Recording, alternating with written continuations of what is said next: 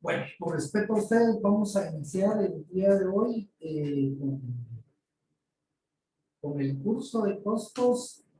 Eh, Siempre me gusta que tengamos algunos conocimientos básicos. Esto que vamos a iniciar es más para los ingenieros. Los arquitectos los van a sentir un poco aburrido, pero sí son consideraciones que debemos de tomar en cuenta. Eh, Vamos a Los voy a molestar cuando alguien esté tratando de ingresar, que me avise para darle ingreso. Muchas gracias.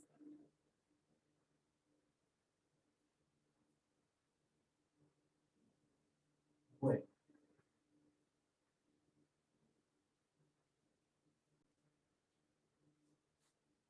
vamos a ver un pequeño video de 5 puntos antes de diseñar un proyecto.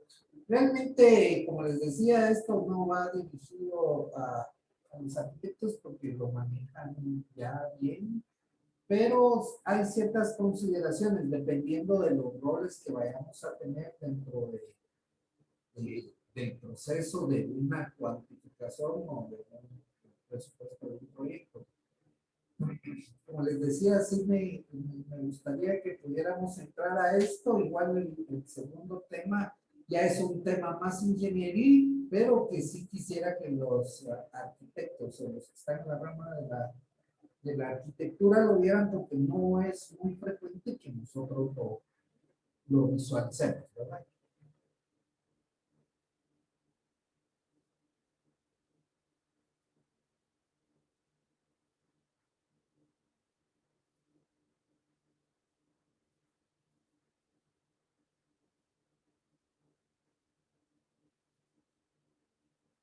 ¿Qué tal amigos de YouTube? Yo soy Arto Sketch y bienvenidos a otro video. Últimamente he tenido muchos comentarios en las redes sociales, en Facebook, en Instagram y en YouTube, de seguidores que me piden consejos o me preguntan qué puntos tenemos que tomar en cuenta al momento de diseñar una casa habitación. Se me hizo un tema muy interesante y es por eso que decidí hacer este video. Les voy a comentar 5 puntos que siempre tenemos que tomar en cuenta. No se nos tiene que pasar ninguno de ellos al momento de diseñar una casa habitación o cualquier proyecto arquitectónico. Espero que les sea de gran ayuda y bueno, vamos a empezar con el video.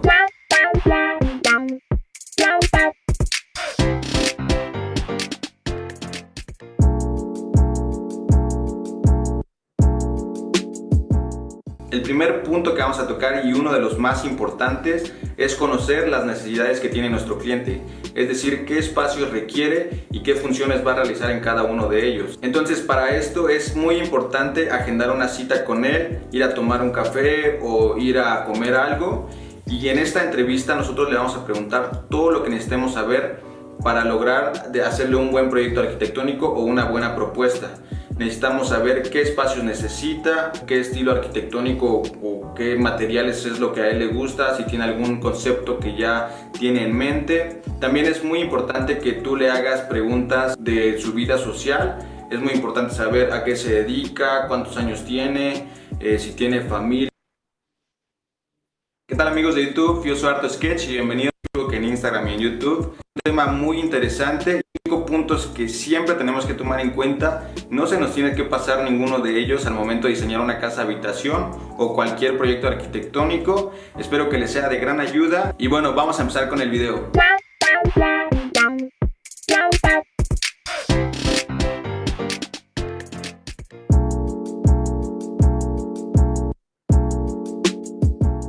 El primer punto que vamos a tocar, y uno de los más importantes, es conocer las necesidades que tiene nuestro cliente, es decir, qué espacios requiere y qué funciones va a realizar en cada uno de ellos. Entonces, para esto es muy importante agendar una cita con él, ir a tomar un café o ir a comer algo, y en esta entrevista nosotros le vamos a preguntar todo lo que necesitemos saber para lograr hacerle un buen proyecto arquitectónico o una buena propuesta.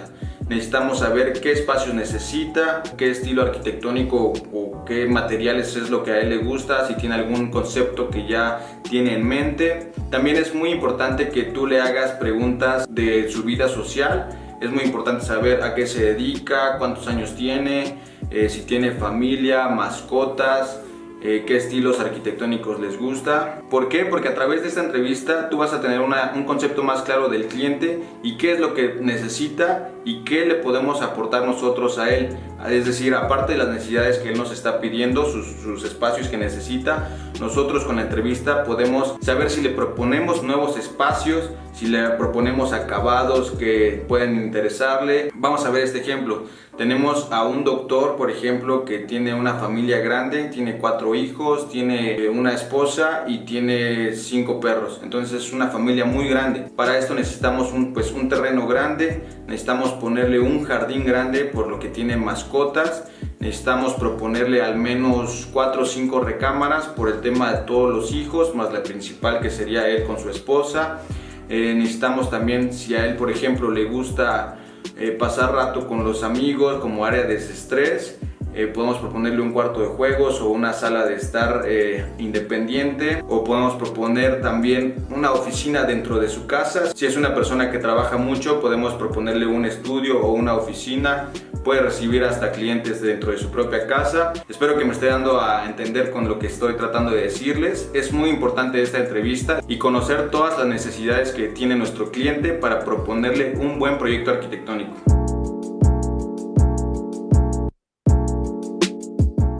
Bueno, el segundo punto que vamos a ver es también súper importante, es la orientación. El tema de orientación es muy complejo.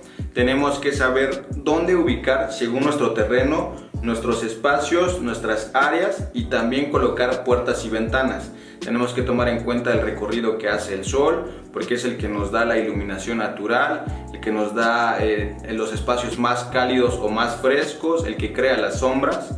También tenemos que tomar en cuenta los vientos dominantes, el clima y el contexto, ¿no? Alrededor de qué es lo que se encuentra alrededor de nuestro espacio. Por ejemplo, el recorrido que hace el sol es de este a oeste, pasando con una ligera inclinación hacia el sur, dependiendo de la temporada del año. Entonces nos quiere decir que nuestra fachada más cálida y por lo tanto con mayor iluminación va a ser la fachada sur. Tenemos que saber qué espacios necesitamos con mayor iluminación y más cálidos, por ejemplo áreas comunes como el comedor, como vestíbulos o la sala de estar. Necesitamos que sean un poco más iluminados. Por lo contrario, el tema un poco más fresco sería nuestra fachada norte, y entonces vamos a proponer espacios más frescos en esa zona. Pueden ser los baños, pueden ser algunas recámaras.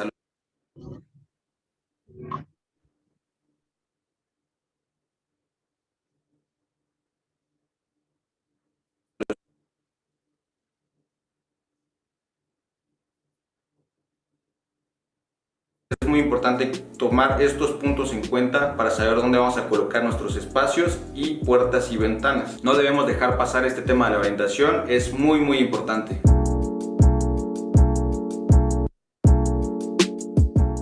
La funcionalidad nos referimos a que todos los espacios o todo lo que propongamos sean prácticos, es decir, que no sea una pérdida tanto de espacio como de dinero, como de cualquier cosa. Tiene que ser todo práctico y tiene que tener un por qué estamos proponiendo esto y por qué en esta zona, etc.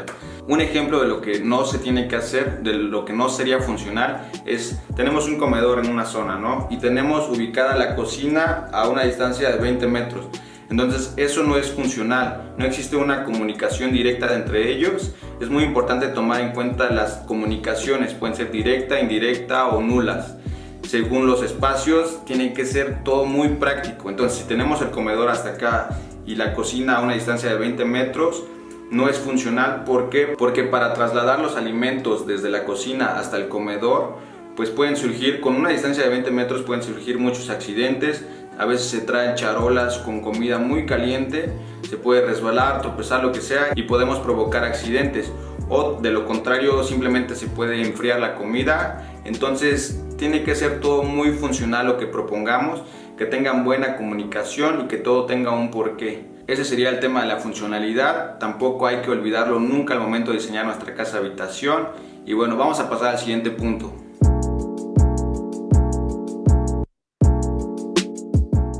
En el punto número 4 ya vamos a considerar la estética, es decir, que todo lo que vimos anteriormente, las necesidades del cliente, lo funcional, la orientación, todo tiene que ir a la mano de la estética.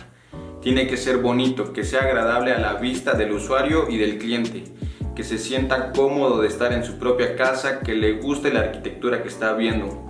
Entonces aquí ya tenemos que tomar en cuenta acabados, tanto interiores como exteriores, materiales, colores, vegetación. La vegetación es un tema muy importante en la estética porque da vida al espacio. Podemos también tomar en cuenta la herrería, la carpintería, todo tiene que ver aquí con lo estético, con lo bonito que se va a ver el proyecto. Entonces también es el tema muy importante. La estética tiene que ir siempre de la mano con todos los demás puntos y es por eso que nunca debemos de olvidarla.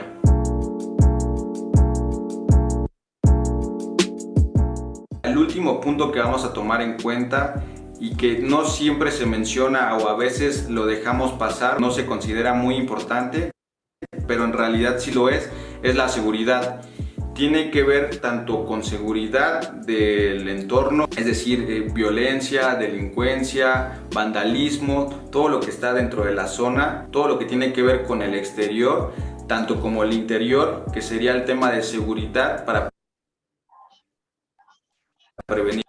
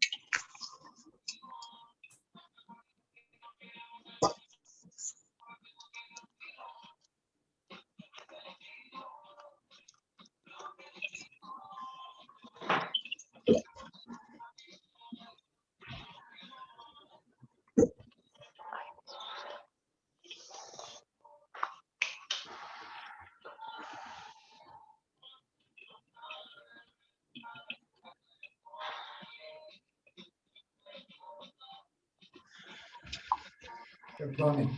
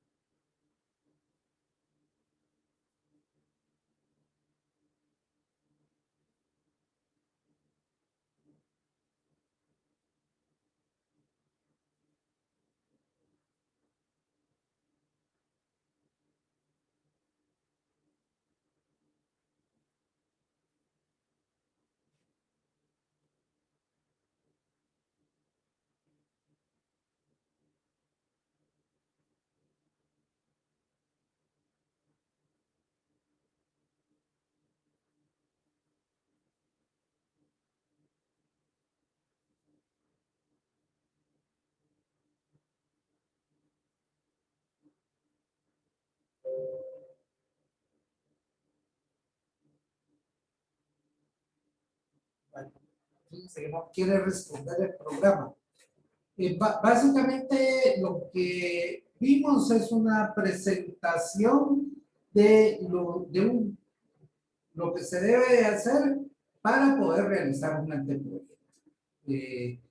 Como decía, para las personas que están en la rama de la arquitectura, pues es básico y obvio, pero como tenemos de las dos ramas, es importante tener ciertos conocimientos o lo básico para poder trabajar.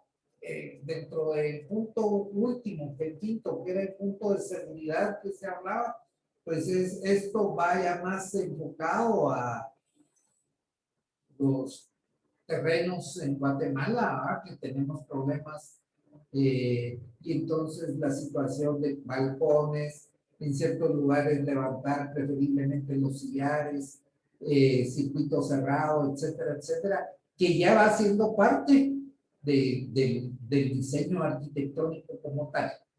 Entonces, esto es dependiendo de los roles que tengamos, porque a veces los mismos ingenieros, pues, les llega un cliente que quiere todo el proyecto como tal. No sé si alguien tiene algún comentario.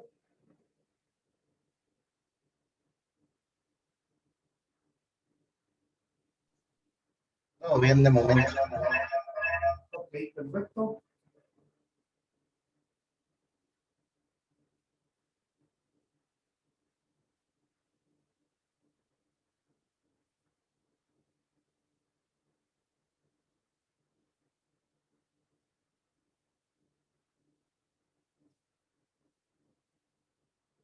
El tema que vamos a ver ahorita sí es un poco más de la ingeniería, pero es muy importante para las personas de arquitectura, lo que es un ensayo de penetración de campo, que es lo que nos sirve para tener nuestro estudio de suelos. Básicamente todos los proyectos grandes o donde no hay mucha referencia del tipo de terreno, es primordial hacer el estudio de suelos. Por hoy en día, los ingenieros estructurales solicitan que exista un estudio de suelos para poder generar ya las estructuras de un proyecto. Entonces, esta es ¿qué es un proyecto? ¿Qué es un ensayo, verdad?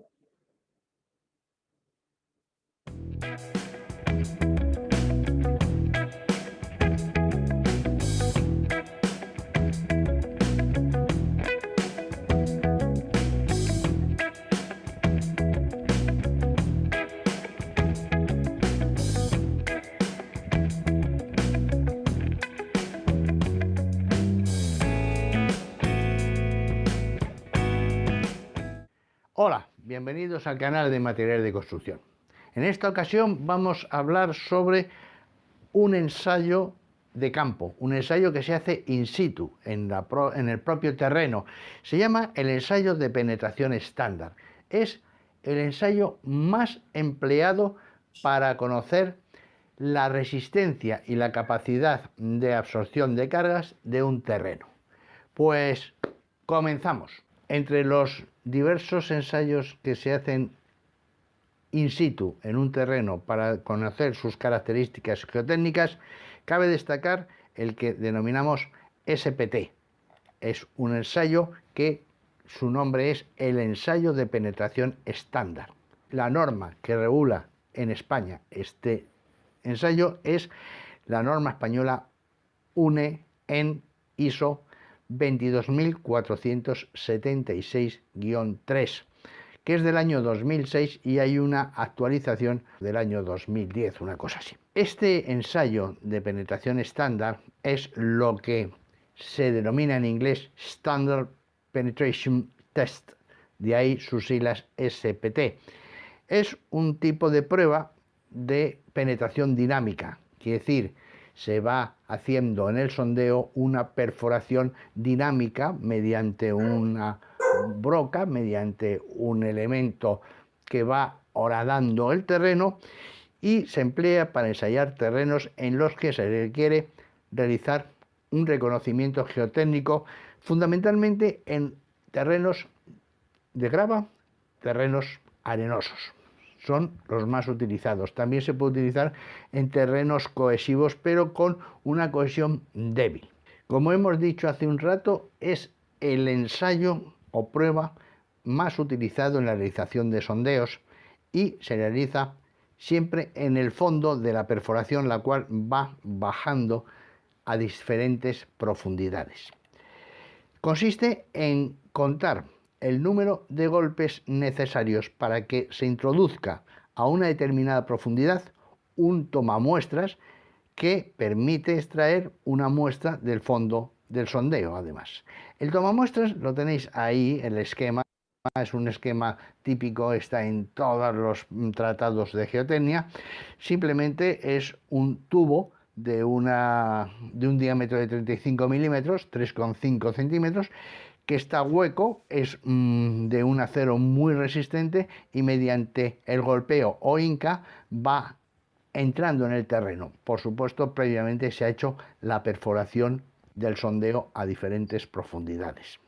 Una vez que en la perforación se ha alcanzado la profundidad a la que se quiere realizar la prueba, el estudio SPT, se elimina todo el sistema de perforación y se limpia perfectamente el fondo del sondeo. Entonces se introduce el tomamuestras SPT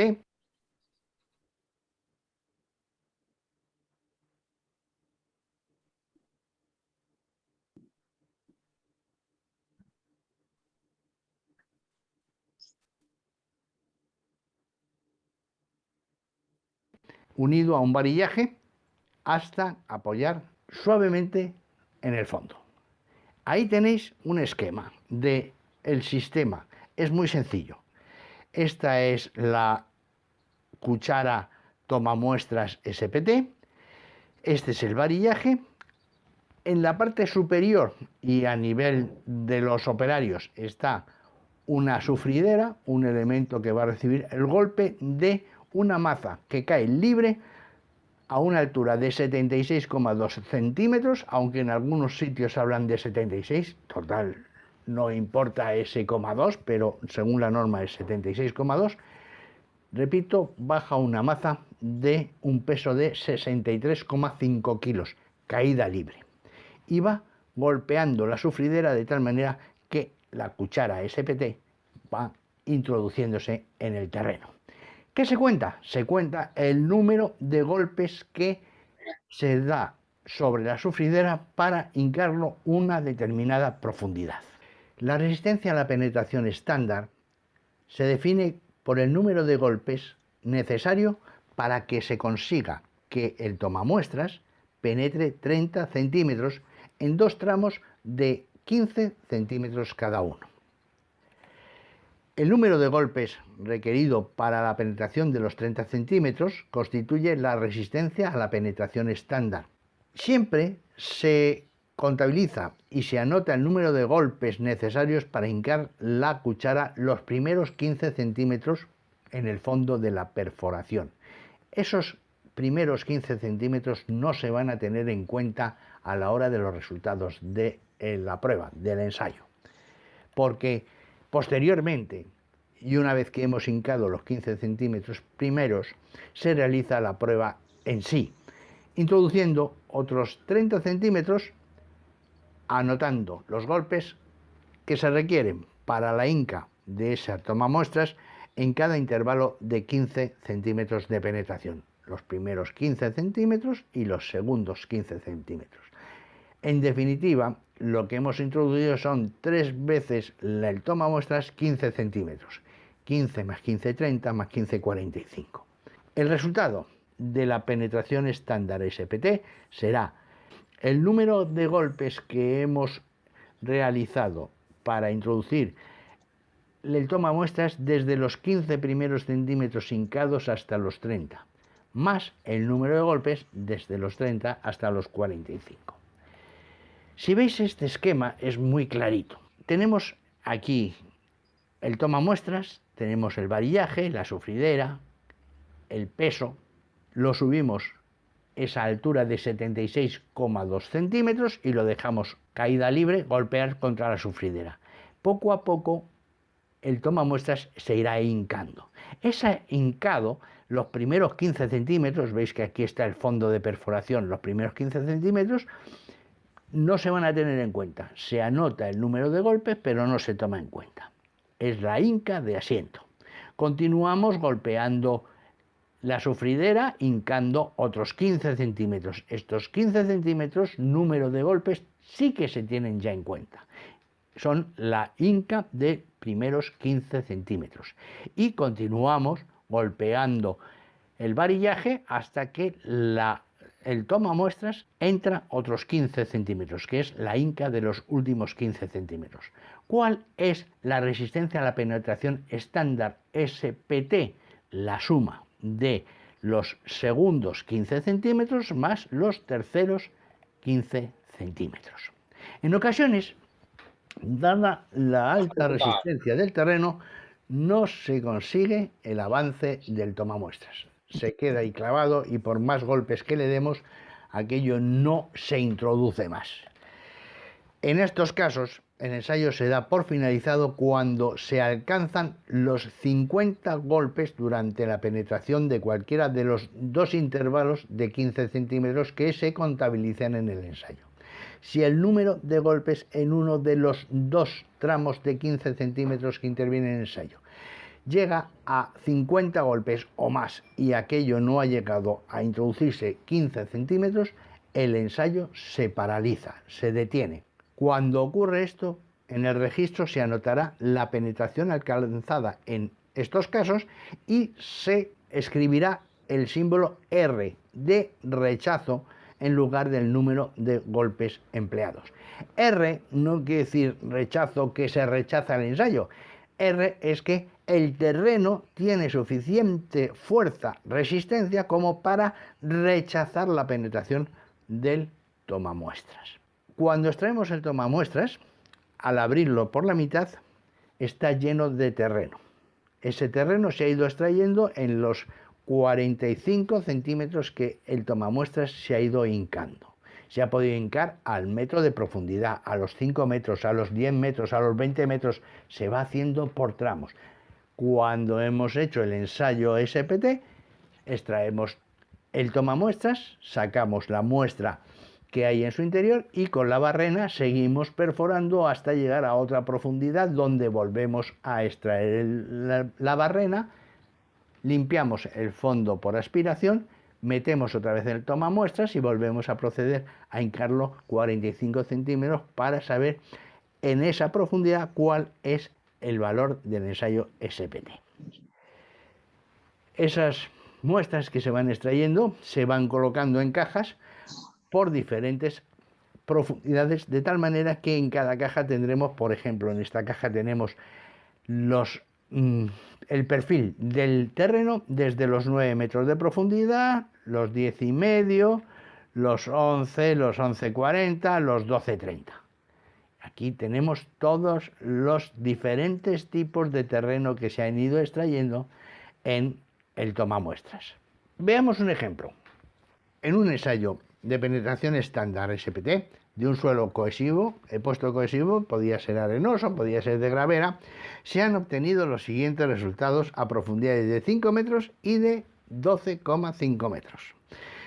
A los 5 metros hemos hecho el ensayo SPT y hemos obtenido que los primeros 15 centímetros de hinca han sido 10 golpes, cosa que no se tiene en cuenta a la hora del ensayo, repito. Los segundos 15 centímetros de hinca han sido 13 golpes y los terceros 16 golpes.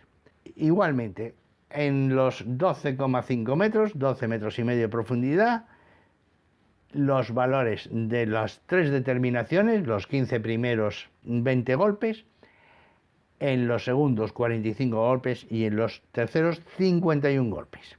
Vamos a determinar el valor de la resistencia a la penetración SPT en cada uno de los casos. En el caso de la resistencia a la penetración a los 5 metros, sería N 1530 más N 3045, que es decir, 13 más 16, 29. El valor de SPT de 5 metros es 29.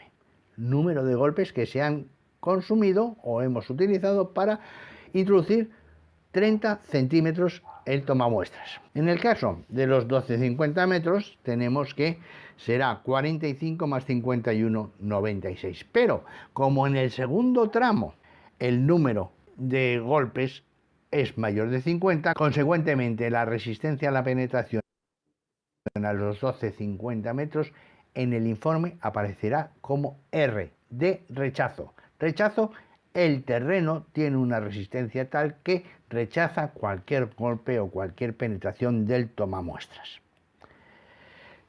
Veamos este ejemplo de una perforación con diferentes SPTs a la profundidad de 1,5 metros, 2,5 metros, 3,5 metros, 4,5 metros, 5,5 metros, etcétera, hasta los 13,5 metros. Los primeros valores, que son la Inca de asentamiento, son pues 16, 2, 21, 27, etcétera. Los 15 primeros centímetros, el número de golpes han sido estos. Y los 15 segundos, estos. De tal forma que ¿cuánto valdrá el valor de la resistencia a la penetración SPT en una profundidad de 1,50? Pues 24 más 24, 48. En el segundo, a 2,50, pues 8 y 2, 10. Tercero, pues 33 más 36 son 6 y 3, 9, 69, etcétera, etcétera. Veis que aquí, en los 6,5 metros hay una R, quiere decir que en la Inca de asentamiento han sido 23 golpes, pero después no ha habido forma de conseguir, después de darle 50 golpes al tomamuestras, hincarlo 15 centímetros y consecuentemente es una R. En el caso de 7,5 no, etcétera, etcétera. En este de 9,5 de profundidad, veis que para hincar los primeros 15 centímetros, esos que son de asentamiento, hemos necesitado más de 50 golpes. De tal forma que la resistencia a la penetración SPT, pues en cada caso son estos valores. Fijaos que normalmente en muchos estudios geotécnicos, cuando aparece una R, se tipifica como 100. ¿Por qué? Porque podemos sacar una gráfica, y esta gráfica es así de sencilla. Por un lado tenemos el número de golpes SPT y por otro lado la profundidad.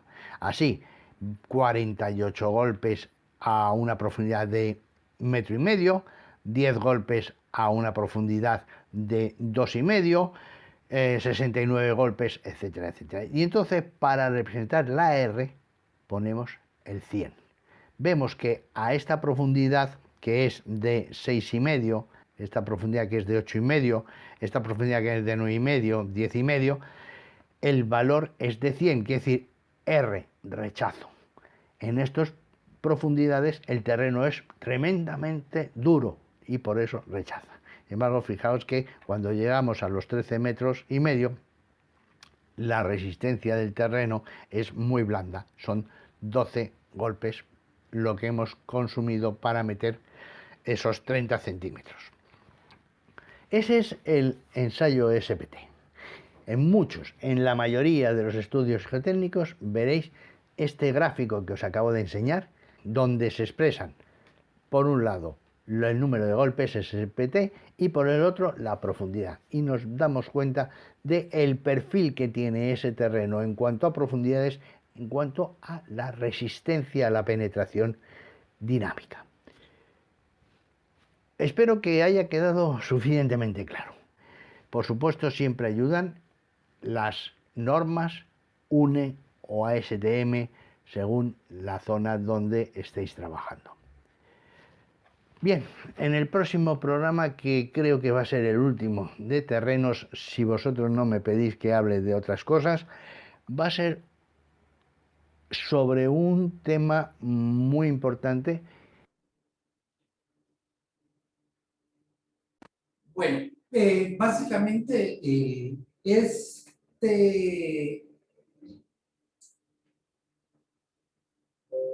ensayo es parte de lo que debe llevar un estudio de suelos. Más adelante les voy a presentar un estudio de suelos de un terreno X para que ustedes vayan observando qué es lo que se necesita. Parte de esto es muy importante porque las estructuras, si no existe un estudio de suelos y se asume, porque regularmente en algunos estudios de ingenieros estructurales, cuando dan sus recomendaciones, dice se asumió 15 toneladas de peso sobre centímetro cuadrado, o pulgada cuadrada, perdón. Y esto en algunos casos puede ser válido y en algunos casos no puede ser válido. Yo acabo de tener el problema con una construcción que se asumió una cosa y a la hora de estar escarbando encontramos material de relleno, encontramos mal material y se tuvo que rehacer un estudio de suelos para posteriormente recalcular la cimentación en base a ya los resultados de un estudio de suelos. Por eso es que es muy importante tener el estudio de suelos. ¿Dónde lo vamos a realizar? Básicamente tiene que ver con el costo del proyecto como tal, ¿verdad? En los metros cuadrados de construcción, la cantidad de niveles que va a llevar, pero sí es algo necesario. El valor aproximado de un estudio de suelos está entre unos 8 o 10 mil quetzales a unos 15 mil, dependiendo de la dimensión del terreno, porque las perforaciones y el estudio se hace en los lugares donde va a estar la construcción. No sé si alguien tiene alguna pregunta.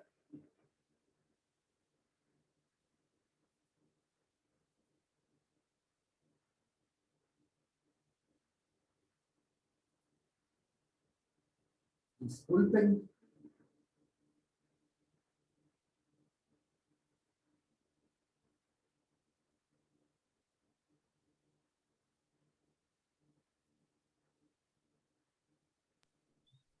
Todo bien, ¿Tiene gracias. alguna consulta? Sí, Sharon.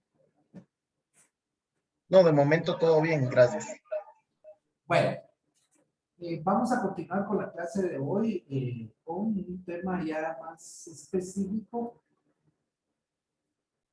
y este se refiere ya directamente a la cuantificación. Esto viene siendo como parte introductoria.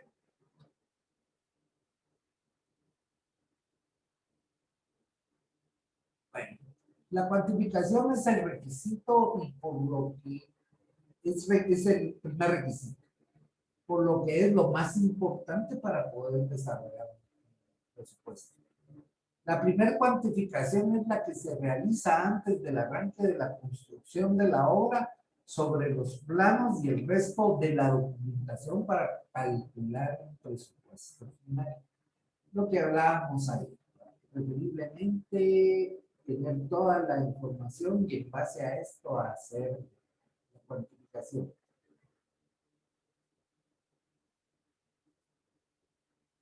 Perdonen.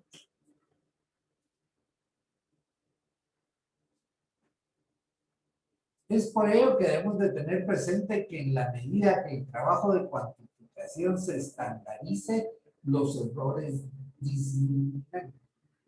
¿Qué quiere decir esto? Es fácil agarrar un plano y ponernos a leer cimentación y chequeamos que aquí hay cimiento 1, que hay cimiento 2, aquí hay cimiento 3 y entonces conforme así lo vamos viendo, lo vamos cuantificando.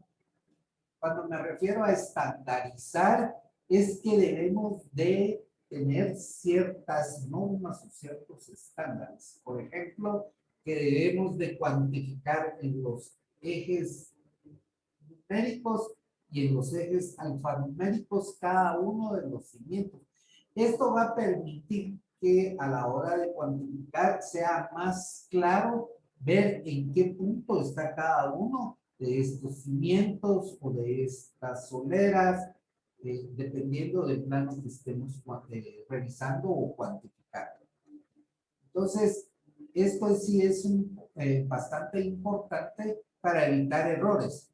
Otro error que puede darse es que estamos trabajando y nos llaman, pasa algo y entonces no sabemos en qué parte nos quedamos. Y si tenemos una correcta cuantificación, podemos decir, nos quedamos cuantificando en el eje A del tramo 5 al tramo 6.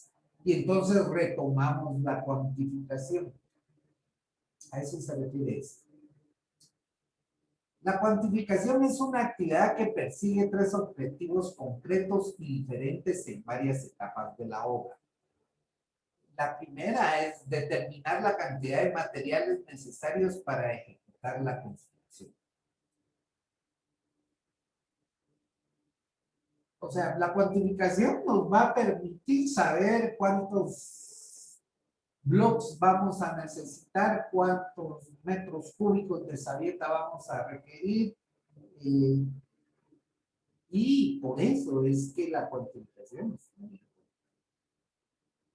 importante. El otro objetivo es establecer el costo total de la construcción del proyecto y el de cada una de sus partes. O sea, vamos a través de una buena cuantificación poder ir determinando el valor de las zapatas Z1, que esto va a permitir sacar el valor total del presupuesto. Establecer los avances de obra con fines de pago por obra ejecutada. ¿Qué significa esto? En cierto momento nos van a pagar conforme avances de obra. Y entonces la correcta cuantificación nos va a permitir ir observando que se va realizando durante la ejecución. ¿Correcto? ¿Alguna duda en esta parte? Seamos un poco más participativos, no se preocupen en preguntar cualquier tipo de situaciones. Es importante, a menos que todo lo tengamos muy claro, ahí sí ya no hay para dónde. Pero si tuvieran alguna duda, vayamos interrumpiendo o vayamos relacionándonos para poder dar y resolver cualquier duda. Tal vez la duda de una persona puede ser la duda de otra. No hay nada. Perfecto.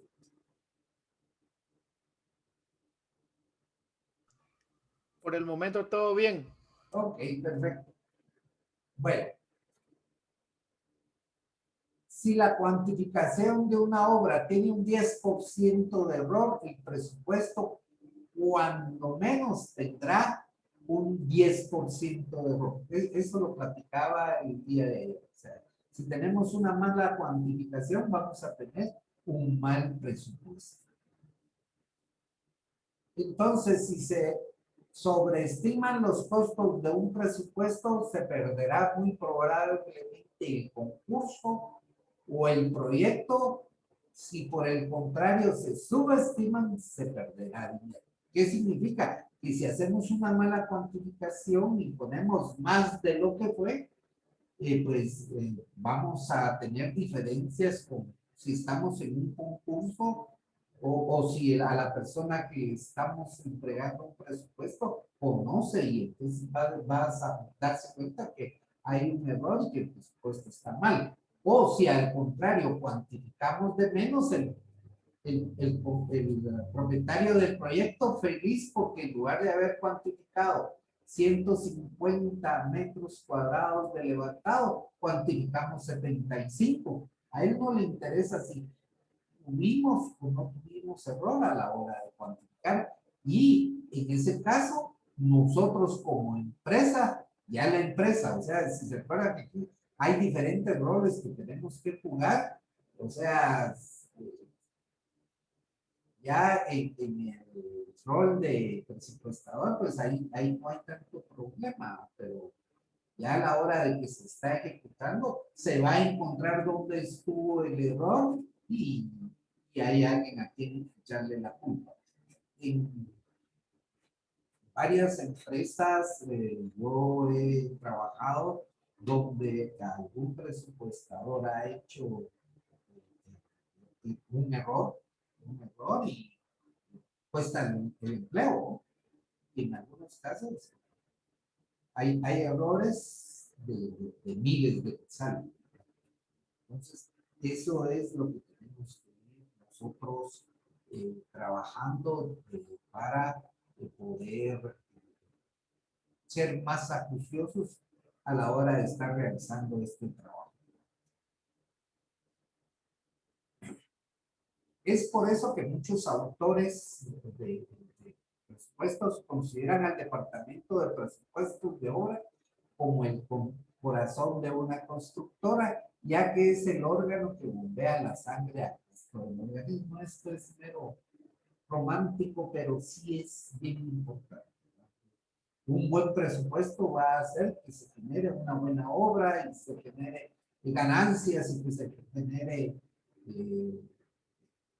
varias situaciones. Entonces sí es importante que el departamento de presupuestos o el presupuestador de una empresa es importante porque su trabajo vale y va a generar situaciones dentro de la empresa.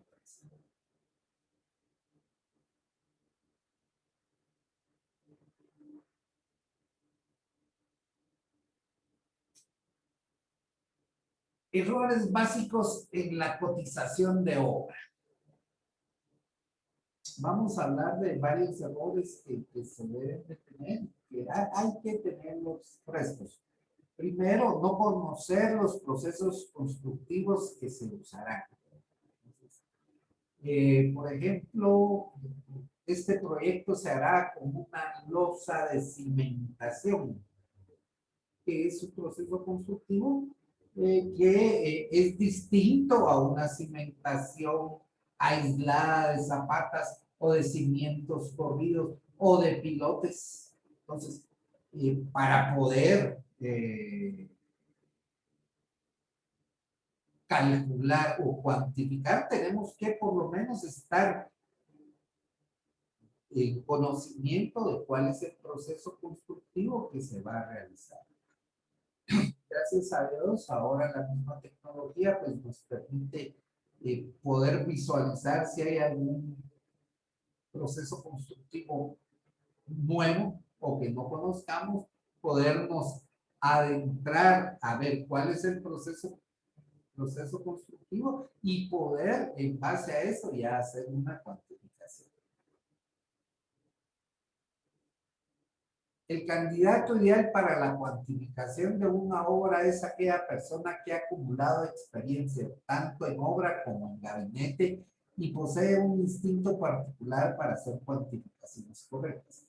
Son situaciones puramente dadas preferiblemente a la hora, estando en el rol, por eso les digo, el rol de empresario, preferiblemente no hacer lo que se hace regularmente, que al dibujante ahorita no hay dibujo y se le pone a cuantificar, ¿no?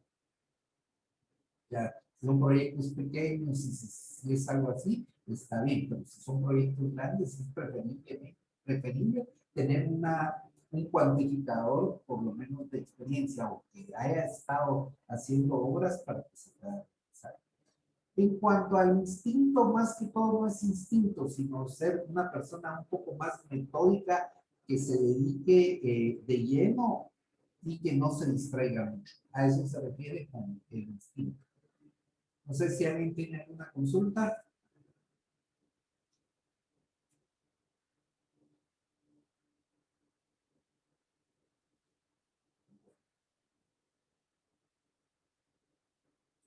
Y aquí pues continúa lo que ya les acabo de decir, ¿verdad? Que la falta de conocimiento del proceso constructivo puede ocasionar errores significativos en el cálculo de cada concepto que posteriormente afectarán el presupuesto. Tenemos que estar muy cuidadosos en cuanto a eso.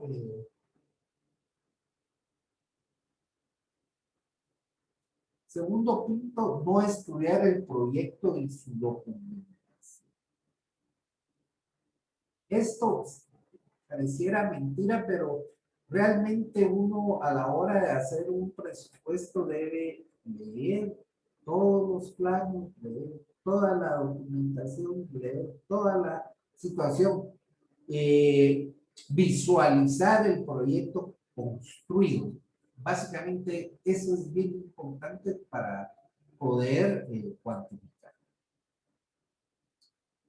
Por consiguiente, los documentos mínimos indispensables son planos definitivos de obra, ya lo platicaba el día de ayer, planos de arquitectura, plantas, cortes, fachadas, acabados, todo lo que se pueda tener de esa información, planos estructurales, planos de detalles, planos de instalaciones hidráulicas, sanitarias, fluviales, eléctricas de iluminación, eléctricas de fuerza, instalaciones especiales.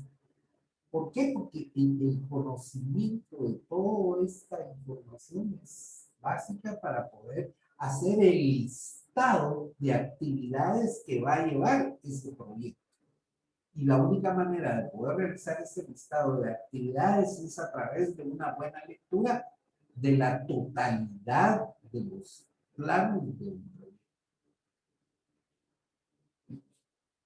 El otro punto, pues, son las especificaciones, ya lo platicábamos el día de ayer, que es el día lunes, perdón, que es muy importante conocer de todas las especificaciones. Generalmente las especificaciones vienen en los planos constructivos, pero ya les dije que en su momento también pudiera darse como un file de especificaciones generales de todo.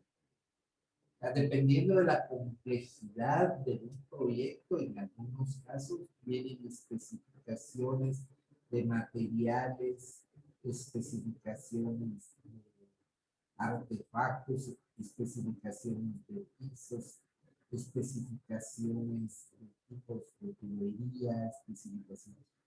Y el poder colocar esto es muy importante.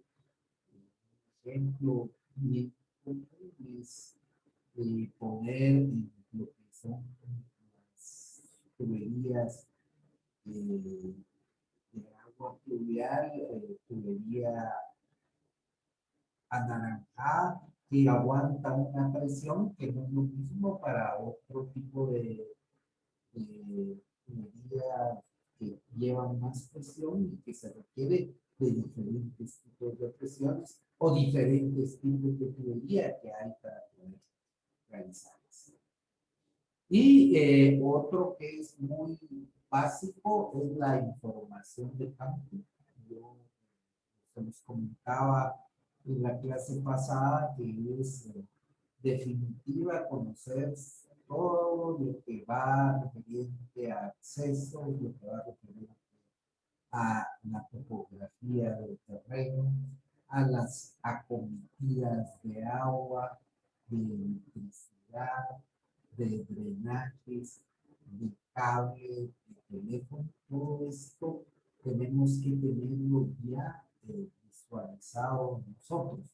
Por ejemplo, la acometida eléctrica ya en algunos residenciales todas son subterráneas. Entonces la forma de la acometida va a ser distinta si es una acometida tradicional que está a 350 si está del lado de la banqueta o a 550 si está del otro lado de la calle. Entonces, toda esa información de campo es muy importante para poder realizar nuestra cuantificación lo más exacta. El trabajo de estudio de la documentación también sirve para detectar discrepancias entre los planos, detalles, requerimientos del proyecto y poder tomar decisiones anticipadas sobre cuál documento tendrá prevalecencia para la cuantificación. Lo platicaba el día lunes y me gusta ser bastante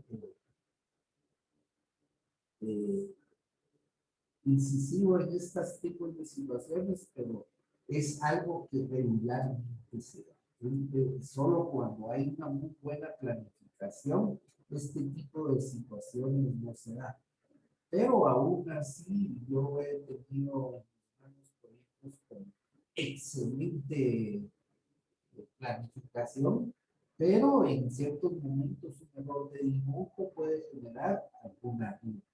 Y esas dudas, pues, para eso se va sobre especificaciones o sobre detalle. O sea, siempre notas mandan sobre planos, especificaciones están arriba de las notas y de los planos. Entonces sí tenemos que observar y si cuando existe una discrepancia, definitivamente o lo más rápido es ir con las personas que hicieron la planificación y decirles dónde hay un error, no, o tal vez no, porque hay, entonces hay conflictos, sino decir qué es lo que debe ir en ese punto, ¿verdad? Para que lo aclaren, porque nos den la información valedera y nosotros ya en base a eso vamos a poder tener un buen presupuesto. ¿Alguna duda?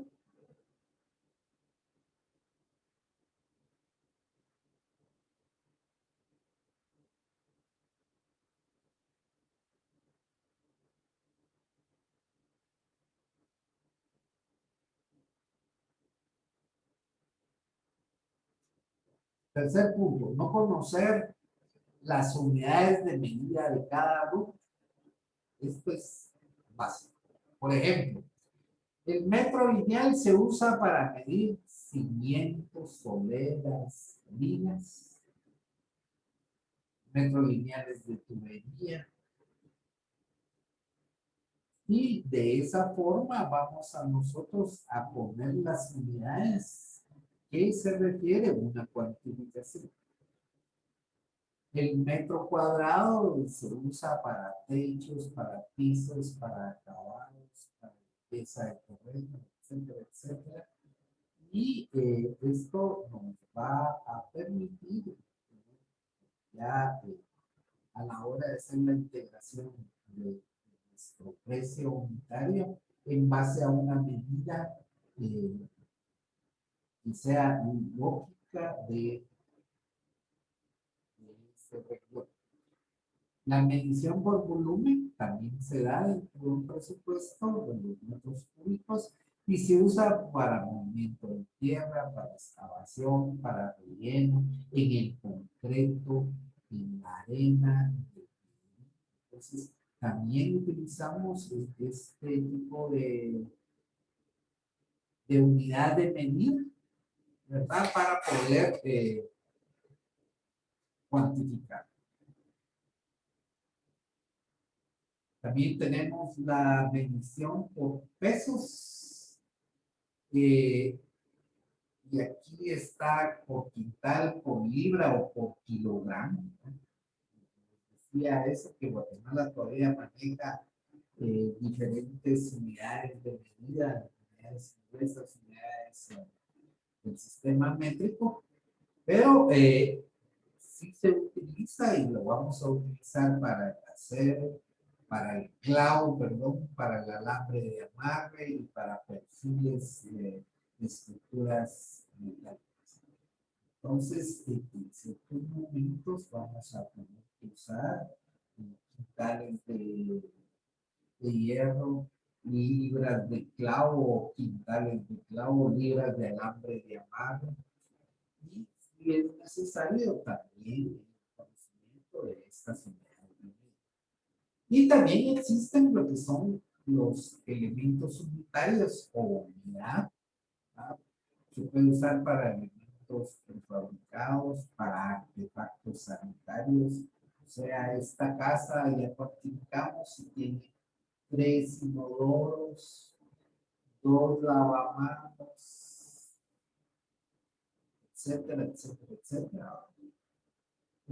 Para puertas, 17 puertas P1 de 90 por 210 de madera con chapa y herrajes. Accesorios, son 135 codos de 90, 25 codos 45, 10 codos roscados, 10 uniones, etcétera, etcétera, etcétera. Aún el cemento es por unidad, ¿verdad? ¿Cuántas bolsas de cemento se van a utilizar para hacer un metro cúbico de concreto? Entonces, todas las unidades debemos de aprender a manejarlas. Pregunta, ¿alguien tiene alguna duda con respecto a las unidades?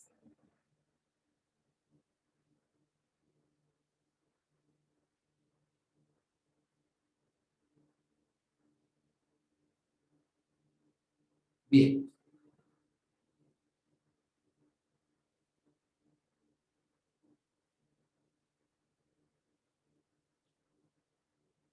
Otro de los errores muy comunes que también hemos platicado es no medir con exactitud. Dentro de los límites razonables de tolerancia se debe lograr un alto grado de exactitud, especialmente cuando el material que se está cuantificando es muy costoso. Por ejemplo, no es lo mismo un error de 1 metro cuadrado en la medición de un acabado de pintura que 1 metro de piso de mármol o 1 metro cuadrado de losa.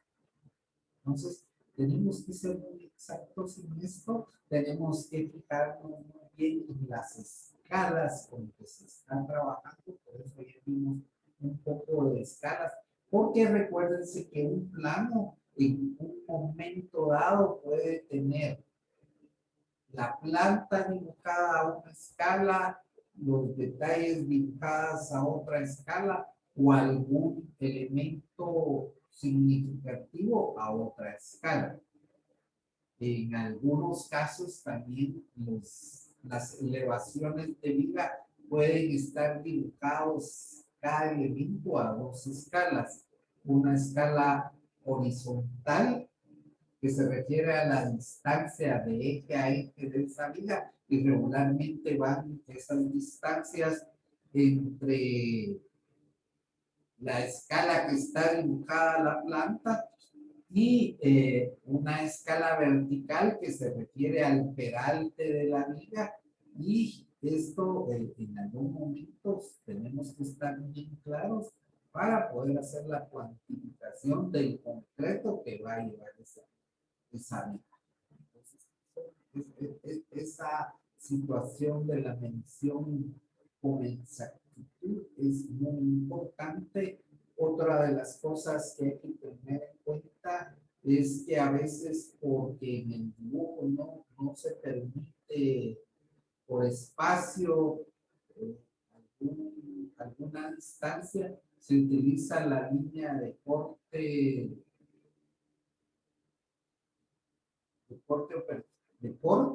donde se está haciendo que hay una distancia menor de eso, pero por espacio no se puede dibujar.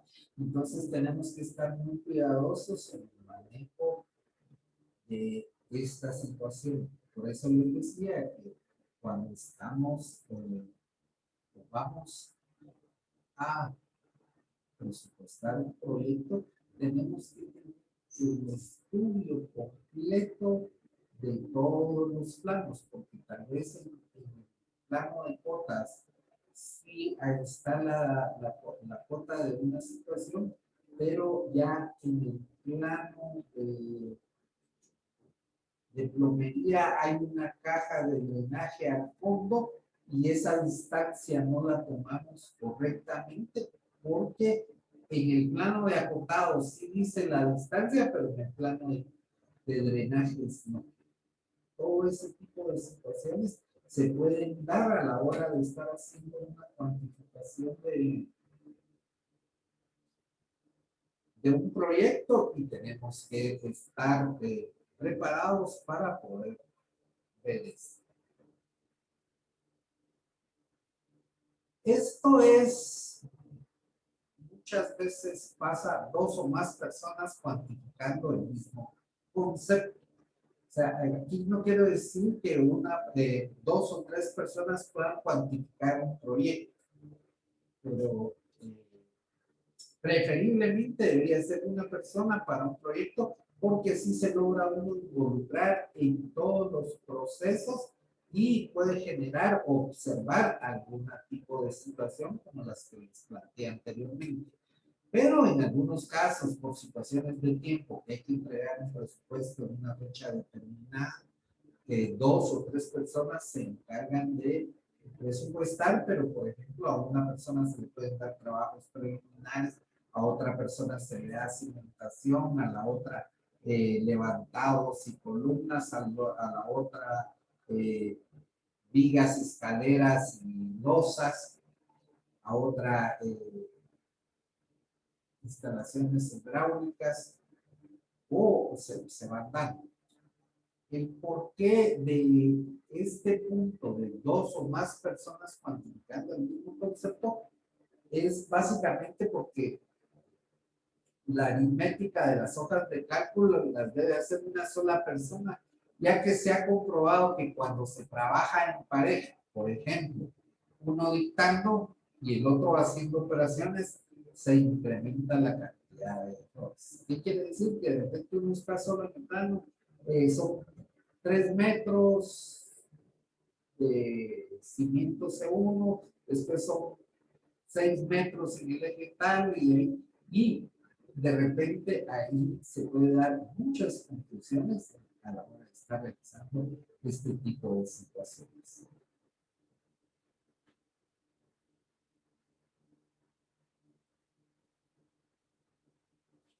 Esto ya es para estar trabajando, ¿verdad? No poner datos suficientes en cada hoja de cálculo. O sea, la integración de precios unitarios, o algunos los llaman cédulas de costos, hay diferentes formas de denominarlo, nosotros incluso los vamos a llamar como precios unitarios. Son parte esencial del contrato de una obra y por lo tanto deben de ser detallados con constancia de todas las operaciones para facilitar su posterior revisión, corrección y modificación. ¿Qué pasa? Regularmente los presupuestos se deben de revisar. Debería ser una persona que elabora y siempre debería haber una persona que revisa. ¿Por qué? Porque muchas veces puede haber un error de typeo. En lugar de poner 5.01, se puso 510. Y se va pasando, y entonces, porque uno está concentrado y cree que uno vio el punto que era, solo que a la hora de typearlo no salió el punto. Entonces sí, se debe de tener la integración de precios unitarios de manera tal de que se puedan realizar. Y en algunos casos, ya más adelante miraremos lo que son las cotizaciones o las licitaciones. Ahí sí nos piden que entreguemos las integraciones de precios unitarios. Entonces es ya un requisito donde la integración de precio unitario debe tener debe llevar este tipo de información. Y la información es que cada hoja de cuantificación debe tener los títulos de las columnas. ¿Qué quiere decir? Que esta es la cuantificación de la columna Z, la columna C1, que está en el plano tal, y si se pudiera dar en la ubicación de los elementos, ya sea ejes, ya les hablaba, ejes numerales o ejes alfabéticos, es preferible tenerlos localizados, porque a la hora de estar haciendo una revisión, o nosotros mismos a estar haciendo una revisión, porque no sabemos dónde nos quedamos cuantificando, se terminó el día, nos fuimos, y dónde vamos a iniciar. Entonces es preferible tener esta situación. El nombre de quien cuantificó y el nombre del que supervisó esa cuantificación. Es muy importante porque a la hora de estar haciendo una revisión ya se va directamente con la persona, porque en un departamento de presupuestos pueden existir 3, 4, 5 o hasta 20 personas, dependiendo de la cantidad de trabajo que tenga esa empresa. Algo muy importante, la fecha que se calculó, que se realizó. ¿Por qué? Porque nos puede dar el caso de que en este momento el proyecto se presentó, pero ya no se realizó. Y a los 8 meses nos piden que reavivamos este proyecto. Entonces, puede darse, y máximo en estos momentos que hubieron cambios de precios de materiales. Entonces, cuando vamos al momento que se calculó contra la fecha que se está haciendo de nuevo y poder hacer los cambios necesarios en donde corresponda. Puede ser precios de materiales, puede ser precios de mano de obra, puede ser precios directos porque subió el salario mínimo, o ahora no se va a pagar X por ciertas circunstancias. Entonces, todo eso tiene que ver mucho con la fecha con que se realizó el proyecto. El número de página en los precios unitarios pareciera mentira, eso poner hoja 1 de 25, 1 de 2, 2 de 3, es muy, muy bueno para poder llevar un mejor proyecto. Y otra de las situaciones son los términos, aditivos, todo lo que se pueda colocar dentro de lo que estamos haciendo nos va a ayudar a tener una respuesta. De la misma forma, llevar buenos generadores, aquí es buenos precios unitarios, ayuda a disminuir la necesidad de repetir operaciones en mediciones de elementos. Así, nuestra cuantificación fue bien elaborado, no hay que volver a repetir porque se va a retomar este proyecto o otra persona va a continuar haciendo este proyecto porque a nosotros nos mandaron a campo a trabajo de supervisión. Entonces, si llevamos una correcta secuencia de todo lo que se está haciendo, cualquier otra persona. Por ejemplo, la superficie de los pisos es igual a la base del piso. ¿Qué quiere decir esto? Que vamos a tener piso cerámico, piso porcelanato, piso de. La sumatoria de los 3 pisos nos debería de dar lo mismo que el área de base del piso. Entonces, si se dan cuenta, hay cositas bien distintas que nos pueden ayudar para poder ir chequeando nuestras propias cuantificaciones. Es de la misma planta. Ojo con esto, ¿verdad? Si esta no tiene NEX. ¿Qué quiere decir? ¿Por qué? Porque la base de piso de un primer nivel regularmente está entre 5 a 10 centímetros de base de piso, y esta va a ser distinta porque vamos a tener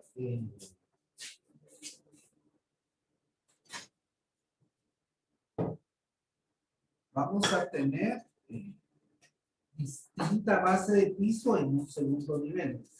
Regularmente en las bases de piso de un segundo nivel son solamente para ir nivelando la fundición de una losa, y se puede también dar control de eso. O podría ser la misma losa del segundo nivel, donde debería de coincidir con la cantidad de piso del segundo nivel. ¿Alguna duda en esto? Perdón.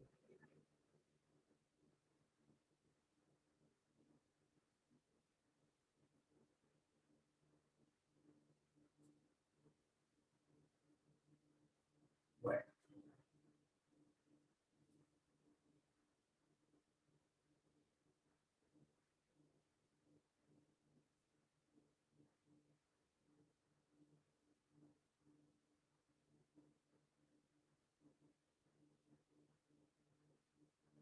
Siguiente punto. No usar el orden recomendado para mediciones. La técnica habitual de cuantificación recomienda seguir una secuencia ordenada. O sea, ¿cuál es la secuencia ordenada? Pues primero vamos a contar con una lista o catálogo de conceptos a cuantificar, lo que platicaba.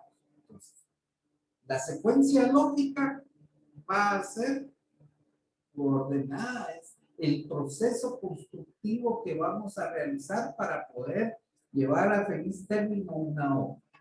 Entonces va a empezar con los trabajos preliminares, va a continuar con el tipo de cimentación, va a ir con el tipo de estructura dependiendo del nivel, puede ser el sótano, puede ser primer nivel, segundo nivel, tercer nivel, etc.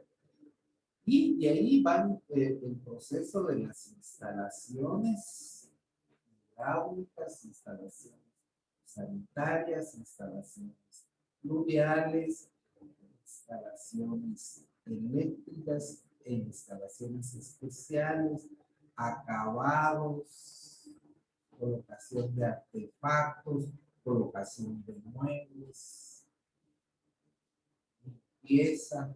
Entonces, todo ese proceso, nosotros tenemos que hacer una lista de renglones de trabajo que la vamos a poder desarrollar en base a la lectura completa del juego de planos.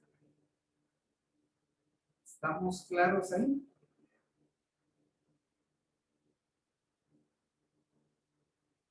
Bueno. De ahí vamos a definir las unidades de medida que corresponden a cada concepto. Esto es para el listado, pero para cuando hacemos nuestra cuantificación de precios unitarios, también va a ser el material o la unidad de construcción a la que se refiere. Otro de los grandes pasos que tenemos que hacer es calcular el total de superficie cubierta. ¿Por qué vamos a requerir de esta información? Porque esta va a ser la que nos dé al final de la elaboración de un presupuesto el valor del metro cuadrado de esa construcción. Entonces, algo tan insignificante se pudiera llamar, es un dato muy importante de elaboración de un presupuesto, porque solamente la división total de los valores de la construcción dividido la superficie cubierta nos va a dar el valor del metro cuadrado de construcción. calcular perímetros y superficies de cada área para usarlos en las tablas que lo requieren. ¿Qué quiere decir? Perímetros nos va a servir para calcular zócalo, para calcular distancias de tubería, superficies nos van a servir para calcular metros cuadrados de piso, metros cuadrados de losa, metros cuadrados de pared. ¿Verdad? Entonces, esa cuantificación de áreas nos va a permitir a nosotros poderla utilizar en diferentes ejemplos del trabajo. Arquitecto, tengo una duda. Sí, adelante. Tengo una duda. Con respecto a donde usted menciona calcular el total de la superficie cubierta. Por ejemplo, si una construcción, por ejemplo, al calcular toda el área, da X cantidad, pero tuviera voladizos y se calculara la superficie cubierta, o sea, me daría un poco más de metros cuadrados. En este caso, habría que calcular de esta manera o se calcula el voladizo por aparte para no incrementar el metro cuadrado de toda la construcción. Gracias por la pregunta. Te voy a responder. Para usos de presupuesto, sí tenemos que incluir todo lo techado, incluyendo voladizos, incluyendo pérgolas. Es necesario colocar. ¿Por qué? Porque aunque el valor de un metro cuadrado de voladizo no va a ser exactamente igual al valor de un metro cuadrado de un baño, la unión de todo esto nos va a dar el valor total. Regularmente, para diseño, se da metros cuadrados de construcción, tantos metros cuadrados más metros cuadrados de voladizo, tantos más metros cuadrados de pérgola, tanto. Pero esta información es más que todo para que el propietario y aún en la municipalidad, ojo con esto, miren que tiene, a la hora de poner el precio del valor de la construcción para solicitud de licencia, regularmente se hace sin solo metros cuadrados de construcción, no incluyendo voladizos, no incluyendo pérgolas. Pero esto es por situaciones de que el valor de la licencia sea menor. Pero ya para efectos de presupuesto de construcción, sí deben de ir todos los elementos. ¿Estamos ahí claros, Charlie? Sí, muchas gracias. ¿Alguien tiene alguna otra duda? Bueno. Obtener la información de las características de los materiales a emplear, dimensión, peso, rendimiento, comportamiento físico, su envase, forma de comercialización y de entrega, tiempo de entrega, clientes. Platiquemos de esta situación. Por ejemplo, hay pisos que a un cliente le pueden gustar. Uno va a Ferco, uno va a Cerámico, uno va a cualquiera de las comercializadoras. El cliente escogió este piso, le dice, sí, pero este viene en 2 o 3 veces. Se da. O a veces me ha pasado en la construcción que se presupuestó algo, se hizo algo y en el proceso constructivo se agrandaron ciertas áreas y entonces se requiere de más piso y ya ese piso no hay y hay que mandar a traer un excedente de ese piso y nos dan un tiempo de entrega. Uno. Dos, los fletes. Los fletes son muy importantes, preferiblemente cuando estamos presupuestando poner puestos en obra, pero hay empresas que no lo dan así y entonces tenemos que calcular y agregarle ese flete al renglón que corresponde. Puede ser en pisos, puede ser en cualquier otro renglón. Digamos, en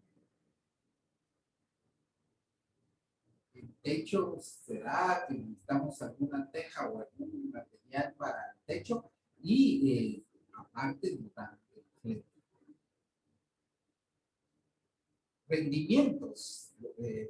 Necesitamos saber que el rendimiento de un impermeabilizante X tiene un rendimiento de tantos metros cuadrados o de tantas bolsas por metro cúbico. Su comportamiento físico, no se puede aplicar en temperaturas mayores o menores que ¿qué otras situaciones se dan? Las dimensiones, tenemos que ser bien claros o bien acuciosos en esto. Ahora hay unos pisos muy bonitos de dimensiones grandes, pero a la hora de la colocación, el diseño de la colocación de los pisos, regularmente se hacía de una esquina hacia los lados y lo que diera, pero hay arquitectos que diseñan de manera tal que al centro del ambiente, en las dos dimensiones, se coloca la primera pieza y de ahí se va hacia los diferentes lados. En este caso, queda muy bonito, pero los desperdicios son mayores por los cortes. Entonces, hasta en la colocación de los pisos hay que tener mucho cuidado para la hora de cuantificar un proyecto. O sea, ¿por qué? El que nos va a dar a nosotros la información va a ser el plano de acabados y nos está dando la información de los pisos, de la colocación de los pisos, la forma de colocar. Y no como antes, que se ve al pisero, va, ahí está el área y empezar. Y él se iba a la esquina y de ahí salía. Y todo va dependiendo del tipo de proyecto. Tiene que ver, podemos hablar de proyectos tipo A, tipo B, tipo C, ¿no? En base a cantidades de metro cuadrado, en base al tipo de acabados que va a llevar cada uno.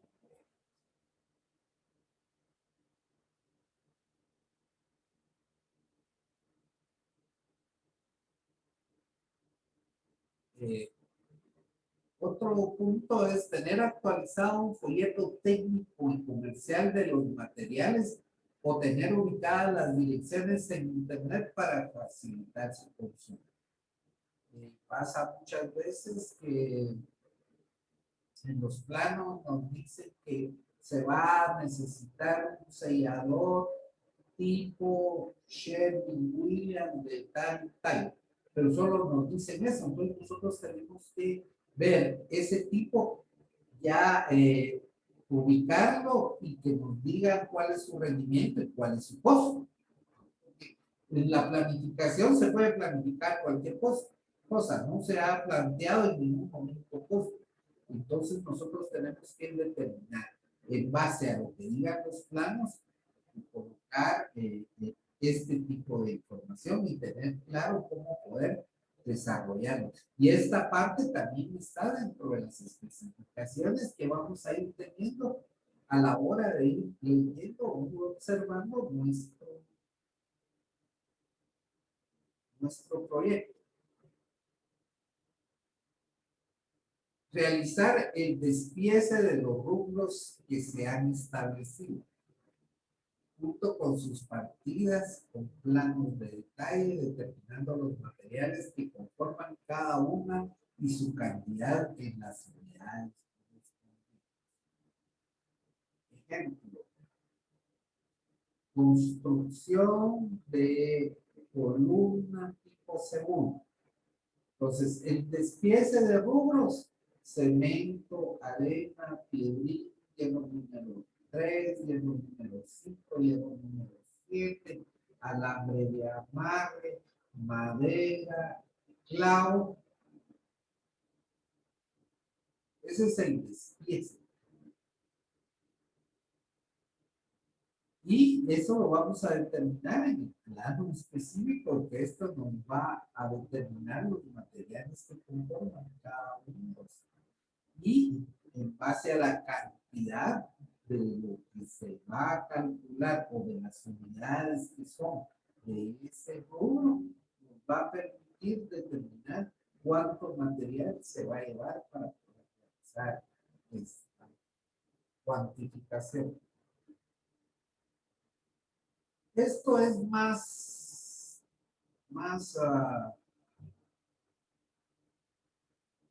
para la hora de estar cuantificando. Por favor, el principio del el Pareto, que quiero que por favor se metan a investigarlo un poquito. Es bastante acucioso, pareciera mentira, pero sí es importante. En la cuantificación del proyecto es útil utilizar herramientas como el principio del Pareto.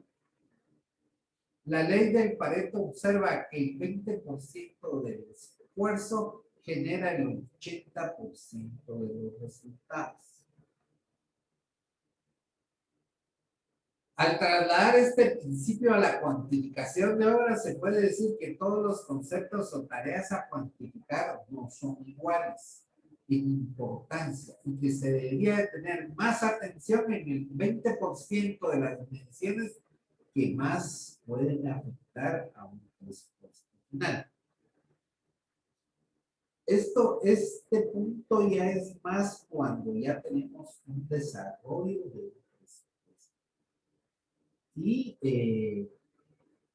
como parte de la revisión de un presupuesto que podemos realizar nosotros mismos antes de pasarlo a la persona que nos va a revisar nuestro presupuesto o a la persona que tenemos que entregar el presupuesto, hay renglones muy altos y sobre eso nos tenemos que concentrar.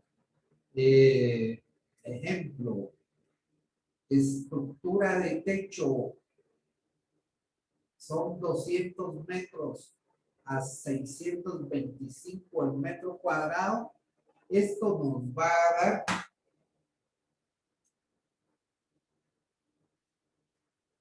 125,000 quetzales. Esto comparado con 3 zapatas de 750 quetzales cada zapata, son 2,225 quetzales. Estos rubros están dentro de la obra, dentro del presupuesto. Deberíamos de analizar o revisar el renglón que mayor costo tiene. Esto dentro del argot de los presupuestos se llama una pequeña auditoría de presupuestos. Nosotros deberíamos de revisar los renglones más altos de los presupuestos para un rechequeo. Simplemente es comprobación si nuestra cuantificación está bien o está mal. ¿Está claro el punto? ¿Hay alguien que quisiera un comentario?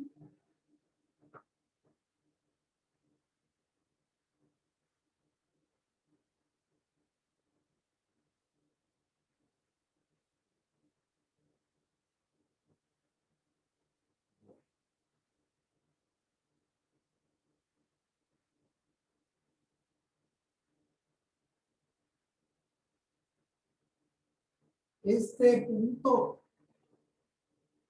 es no usar programas para facilitar el trabajo. ¿Qué pasa? Anteriormente, la cuantificación y la elaboración de un presupuesto era hecho a mano. Se miraba el plano, se iba sacando las cantidades, se iban anotando en una hoja y de ahí se iba sacando toda la integración. Gracias a la tecnología, pues ya conocemos de muchos programas. Nosotros en el curso nos vamos a basar prácticamente en la herramienta más común, que es el Microsoft Excel, que son hojas electrónicas de cálculo, y en base a esto nosotros vamos a desarrollar nuestros presupuestos haciendo uso de varias hojas que van a ir entrelazadas entre sí y que nos van a permitir generar ya una respuesta de un presupuesto. Pero la herramienta más común, pues ya les decía, el Microsoft Excel, ya que permite usar un gran número de fórmulas, macros para obtener más rápido las volumetrías, se disminuye mucho el trabajo si solamente se capturan datos largo, ancho, alto en cada concepto, y esto nos ahorra tiempo. Si se requiere ahorrar más tiempo y evitar errores de captura entre varias aplicaciones, es conveniente investigar si el programa que se usa para la realización de los presupuestos tiene alguna herramienta complementaria de cuantificación. Por ejemplo, el Lotus Planner cuenta con un cuantificador manual que funciona a capturar por largo, ancho, alto cantidad. También tiene una aplicación para cuantificar desde AutoCAD. Otros programas, Brick Control, Obras QBS y Primos de Víctor, actualmente en Guatemala hay empresas como Incorpora y algunas empresas que crean sus propios programas de cuantificación y presupuestación. De ellas puedo hablar de la constructora Naula.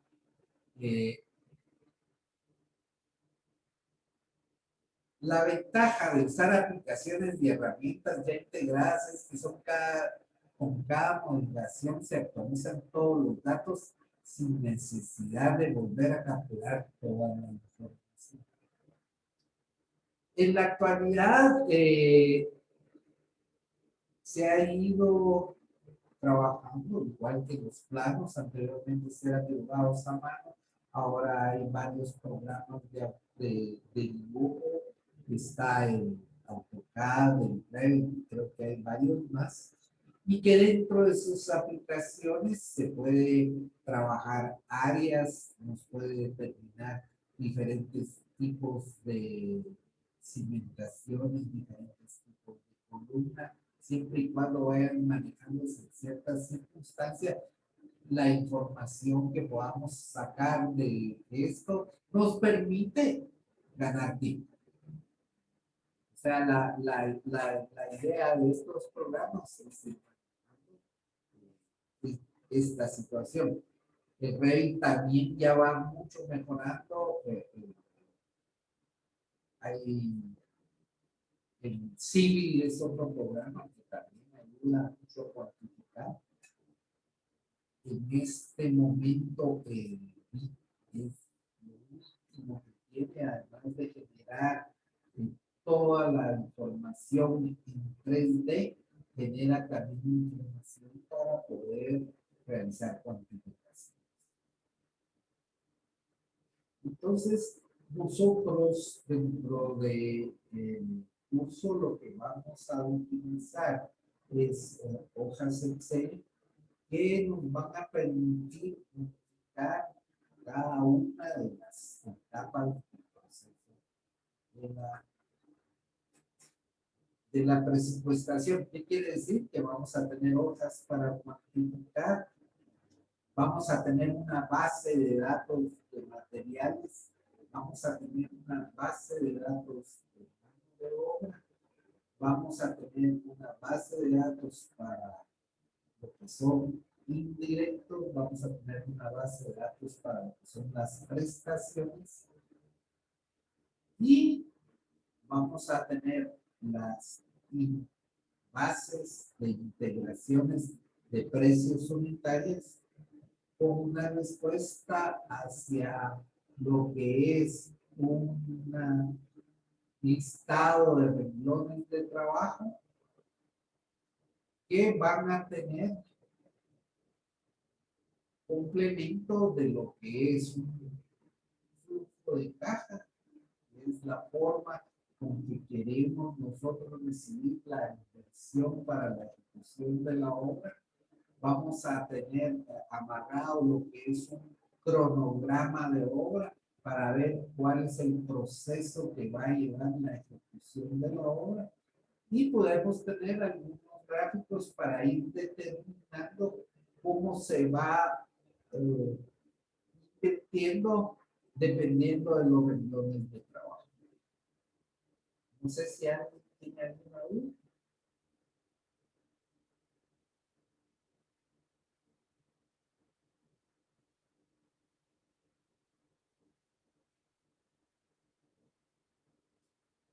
Bueno.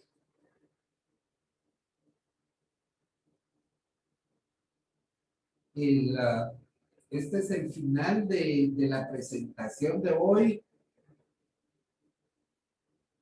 Realmente nos adelantamos o lo redujimos casi 45 minutos. Esto se debe a dos cosas. Para mí la principal es que ustedes están demasiado preparados y que las dudas o lo que ustedes van a requerir es mucho mayor a lo que estamos dando, lo cual va a hacer que trate de ser un poco más extenso o dar mayor información. Como les repito nuevamente, necesito que ustedes se involucren en el curso. Quiere decir que ustedes las dudas que tengan las puedan compartir para poder ir ampliando. A veces se quedan en algunas situaciones y no se dan. Por aparte, quiero preguntar si alguien de ustedes ya vio, si tiene algún tipo de proyecto que podamos utilizar para hacer nuestro proyecto del curso. El curso como tal vamos a tener un proyecto específico con juego de planos, con especificaciones, lo vamos a observar y vamos a, en base a eso, generar la respuesta de ese proyecto específico, dando un valor total, haciendo ciertos trabajos dentro de la situación, como ir haciendo integraciones de precios unitarios, como ir llenando una base de datos de materiales. Todo esto va a generar nuestro presupuesto. Entonces, vamos a empezar por Andrea. Muy buenas noches. Pregunta, ¿usted ya tendrá algún proyecto o no tiene algún proyecto que nos pueda servir para trabajar?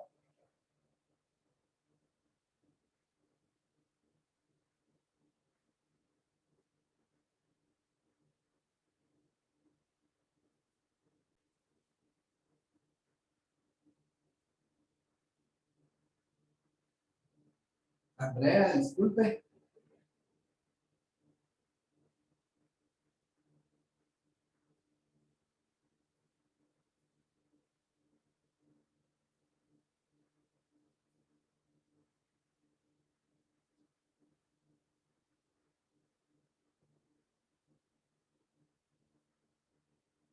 Armando, buenas noches. Disculpa, ¿tendrás algún proyecto que quisieras que lo trabajáramos?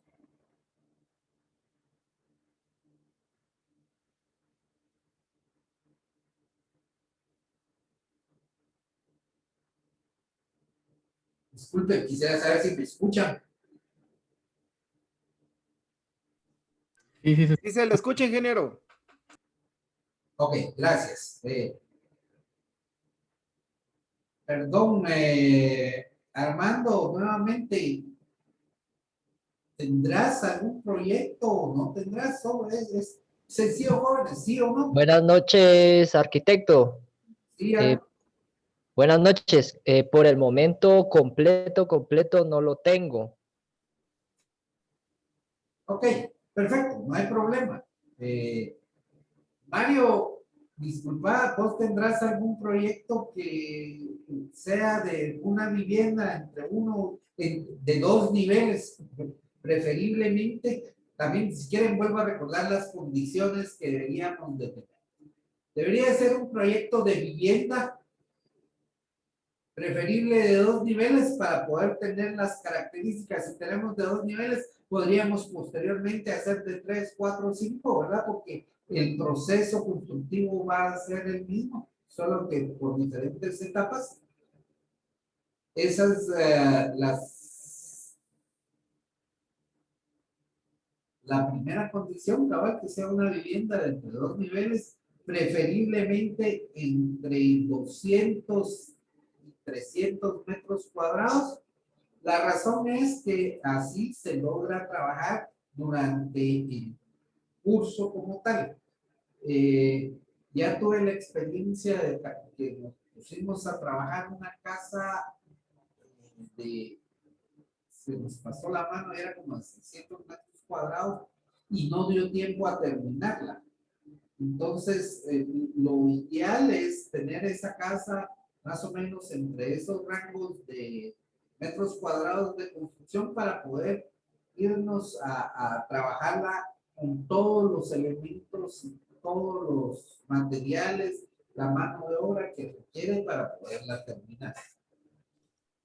Aquí hay una consulta. Sí, vaya. Debe incluir todos los planos. Perdón. El proyecto que uno debería de proponer tiene que traer todos los planos. Preferiblemente, porque es o sea, para poder hacer un presupuesto, como lo acabamos de ver, necesitamos de un juego de planos preferiblemente completos. Ok, entonces sí. No, entonces no cuento con eso.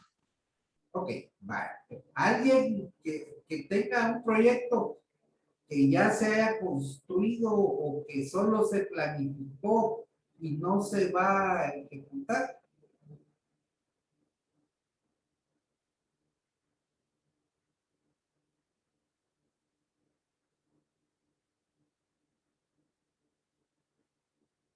Bueno, si nadie tiene nada, no es problema. O sea, yo les voy a conseguir un proyecto como tal que cumpla las características que les estoy mencionando, que permita poder generar una respuesta para desarrollar el proyecto. No sé si alguien tiene alguna consulta.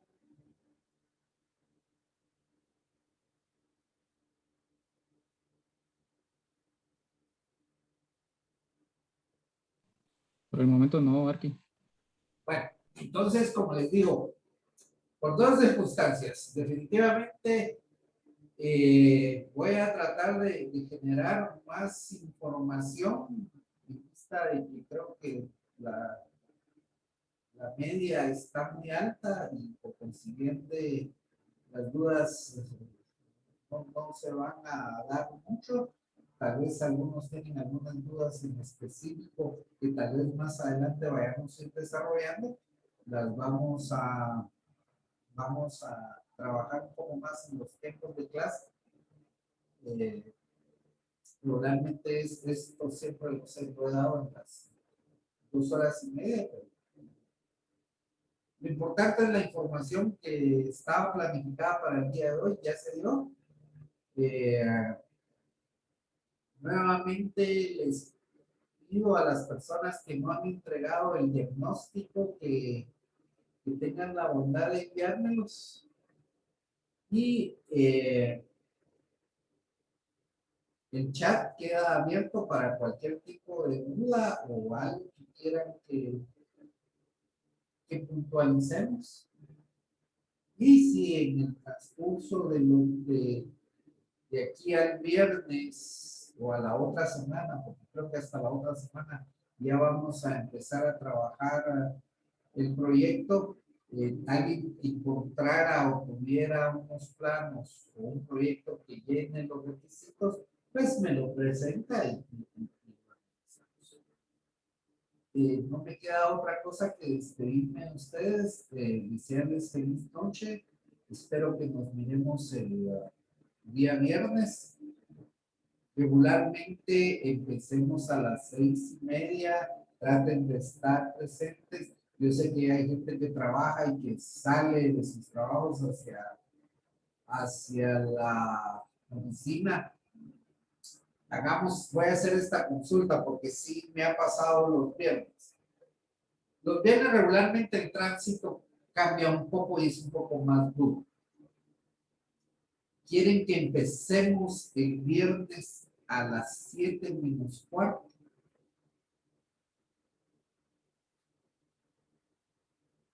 Pregunto. Y por mí está bien, arquitecto. Perfecto, Armando. Uno, sí. Arquitecto, por mí también está bien. Yo creo que ahorita, en mi caso, por el tema de que yo actualmente estoy trabajando en construcción, entonces las generalidades que ahorita nos está compartiendo, que pues, para mí han sido de mucha importancia, pues hay algunos términos que yo sí manejo, por el cual es que no me han salido de momento dudas, ¿verdad? Yo creo que en mi caso las dudas van a salir ya en el momento que estemos ya con la integración de precios unitarios, ¿verdad? Perfecto. Para la hora sí iniciamos el viernes a las 6:45. Está bien, arquitecto, por mí está bien. Vaya, Byron, ¿alguien más? Andrea.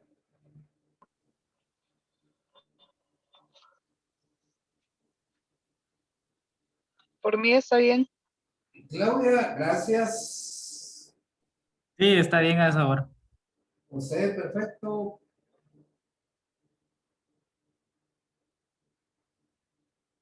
Walter. Por mí estaría bien, arquitecto. Bueno, entonces, se los digo porque me ha tocado que igual, ¿verdad? El viernes por la misma situación de tráfico y ahora por la lluvia es un poquito más difícil. Entonces vamos para que no corra. Entonces empezamos el día viernes a las 6:45 y continuaremos con la clase. Entonces les agradezco su atención. Pasen ustedes feliz noche. Muchas gracias, Inge. Buenas noches. Feliz noche. Muchas gracias. Feliz noche. Gracias, arquitecto. Buenas noches.